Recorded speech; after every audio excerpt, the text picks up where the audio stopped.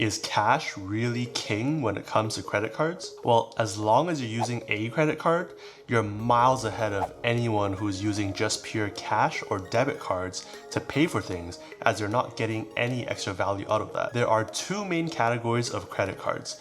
Cashback, which, like the name suggests, puts cash back into your pockets, or rewards in the form of points and miles. And in this video, we'll be breaking down all the differences, the good, the bad, and in the end, which one is better. Hey, I'm Kevin, and on this channel, we talk strategies to help you along on a financial journey.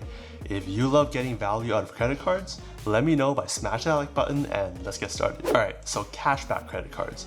These are the cards that, in my opinion, are a bit boring, but are the most straightforward to use. These cards usually give you about 1 to 2% on everything you're spending on, which is really easy to understand because it's just pure cash back to you on your statement at the end of every month. That means that it's like getting a discount on everything you're buying. Usually, I like to say that you should at least be getting 2% back on everything you spend on, which can be done with cards like the Citi Double Cash, which gives you 1% when you buy and 1% when you pay off your bill, something you should already be doing for any type of credit card. And with a $0 annual fee, it's a pretty easy choice. On top of that, there are other cards that give you 3, 4, even 5% back, but in a more limited choice of categories. Take the new Citi Custom Cash card, where you can get 5% back on your top eligible spend categories, up to $500 each cycle, but only 1% back on everything else. Because this card also has no annual fee,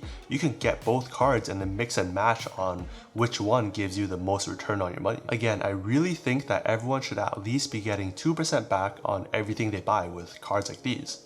And there's no real point using regular cash or debit cards anymore. So what are the positives about these type of cashback credit cards? I'd say the main thing is that they're really easy to understand and easy to use. I mean, you don't need to worry about anything. You just spend on your card and you get money back at the end of each statement. You spend $1,000, you get $20. You spend $10,000, you get $200. It's as simple as that. 2% is nothing to scoff at too, because it's close to the redemption values you'll get for the lower end redemptions in points and miles that we'll talk about later in this video. Cash is king does hold to some extent. In today's world, cash is still top and the most flexible, where you could put into things like necessities and food, or even travel and even crypto. Heck, throw it in an investment account or high yield savings account and let that grow while you decide what you want to do with that return. You can't do that with points and miles. Finally, cashback credit cards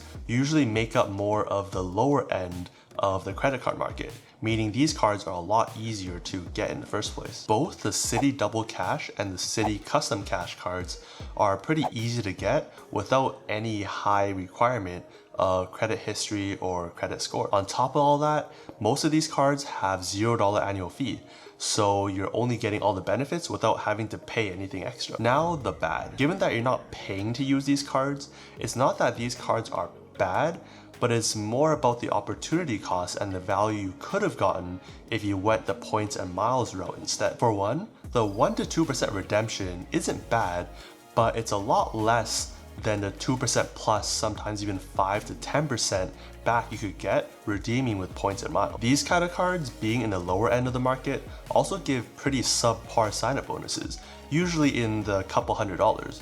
Whereas the higher tier cards, which are more the travel and point cards, could give you $500, $600, even $1,000 in value just for signing up. Speaking of premium, let's talk about the second category of credit cards, which are the ones that give you points and miles. Unlike cashback credit cards, which are pretty simple, the points and miles have a few different variants too. First, you have your fixed value points. Now, I don't think these are as common, but these type of cards give you points that already have a fixed value that you can redeem these points for. Think your Bank of America or Wells Fargo points, where you earn some number of points per dollar spent, but those points can be redeemed for a fixed amount towards your spend. Next, there's your co-branded cards, which give you points towards a really specific points ecosystem. Some popular ones are like your airline cards, like the Alaska card that gives you Alaska points, or the Marriott Bonvoy cards that give you Marriott points. Then you have your transferable and more flexible points. These are the ecosystems that give you the best bang for your buck in my opinion, like Chase and their Ultimate Reward points, or American Express and their membership reward points. And then there's also other ecosystems like the Citi points as well. That said, the fixed points aren't really that exciting, because you can't really do much with them other than redeem them for that fixed value, and aren't usually that high in value too, anywhere from 1 to maybe 3% back. Where it gets interesting are the co-branded cards and the flexible point cards, which are the points that I'll be focusing on here. So the good. First, a lot of these points can be redeemed for cashback as well. For example, the Freedom Flex says that you're getting 1% back on your purchases. But if you read the fine print, the $200 bonus is actually paid in points, which can then be redeemed 1 point for 1 cent. That is great because if you're getting 3 to 5 times points back on certain categories, that actually translates to 3 to 5% back on those categories. But with the choice of using those points in other ways that could give you even more value. And this is where the fun begins. Instead of only getting a couple cents of value per point, you could be getting 5, 10, or even more cents of value per point. Now this only really applies to travel, like having airline tickets or hotels. So if you're into all that, let's go over some examples. Say you want to go to Japan.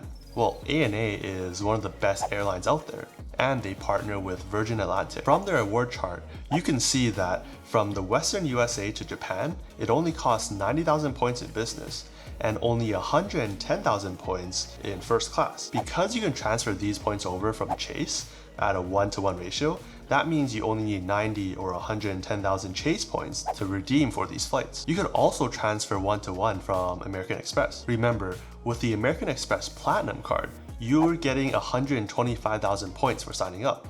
And with the Chase Sapphire Preferred, you're getting 100,000 Chase points for signing up. Yes, there are annual fees for these cards, but the perks on these more than make up for the annual fee that you're paying, which you can learn more about up in the corner and down in the description. And get this, if you're paying in cash, the business class flight would have costed you $9,000, meaning at 90,000 points, you're redeeming at 10 cents a point of value. And for the first class flight, it would have costed you $20,000, meaning at 110,000 points, you're redeeming at 18 cents a point. Of course, most people wouldn't be paying these type of prices for these flights, but just by getting this experience with points is pretty big brain. What's more is that with American Express, you can transfer 1-to-1 to ANA directly, which lets you redeem business class flights for only 75,000 points, which means you're redeeming at 12 cents a point instead of 10 like Chase. On top of that, from time to time, American Express has bonus transfers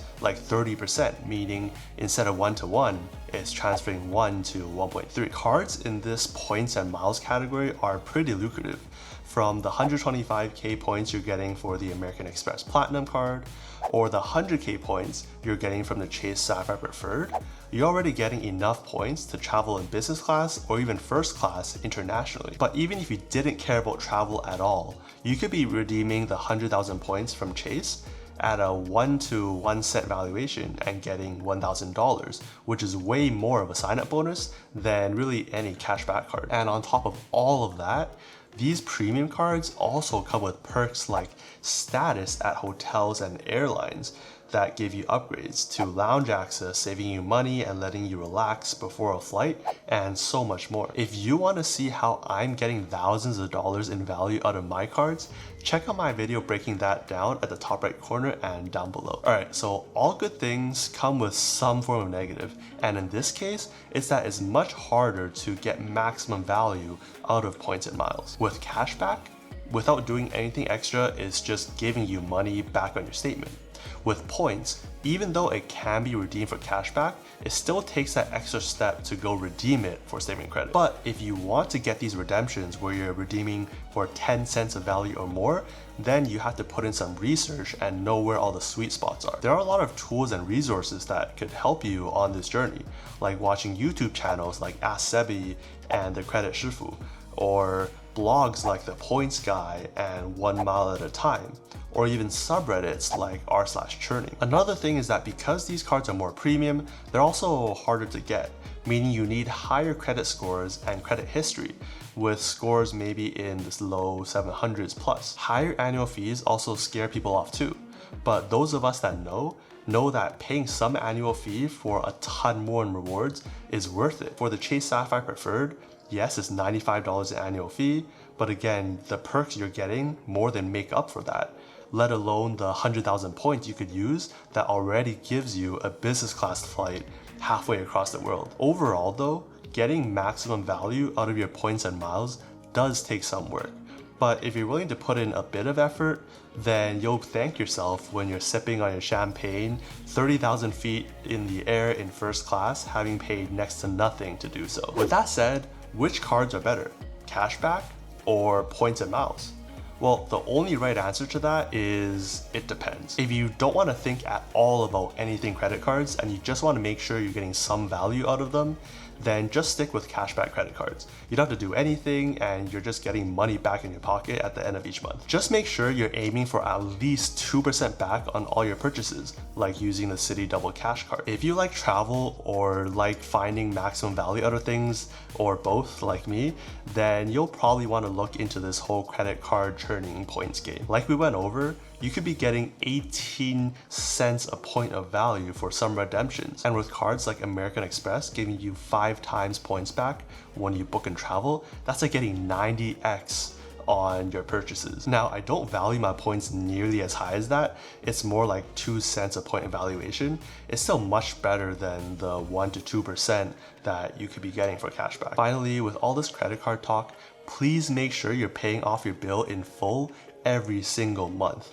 Because if you can't do that, then please get a handle of your credit card debt first before even attempting the whole points and miles game. Anyways, thank you so much for watching. I really appreciate it if you've watched till this point in the video. If you have any comments or things I've missed or things you want me to cover, let me know down in the comments. As always, invest safe, spend safe, and see you in the next one.